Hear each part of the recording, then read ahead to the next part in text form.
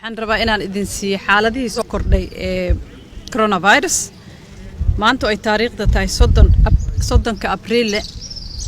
xaaladaha soo kordhay guud ahaan waa 19 xaaladood waxaa lab ah 13 dhadigna waxaa waaye 6 xaaladaha soo kordhay 18 kamid ah waxay joogaan gobolka Banaadir hal qofna wuxuu joogaa Koonfur Galbeed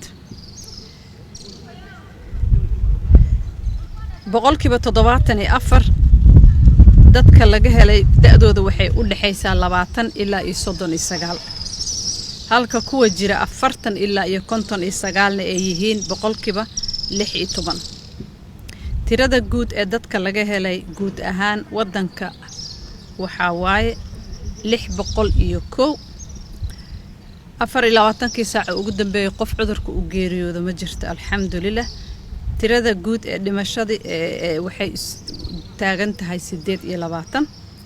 waxa ka bogsooday oo laga waayay cudurka marka testiga laga qaaday 11 qofood tirada guud ee bogsatayna waxay isugu jirtaa 31 waa ku celinaynaa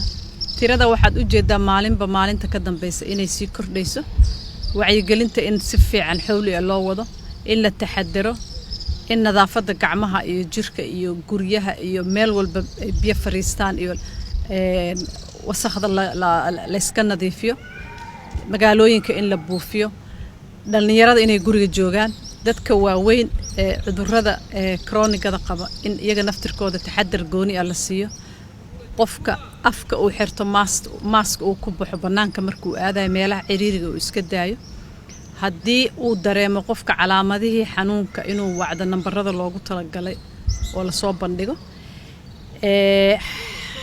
si loo siiyo wacyigelin iyo talo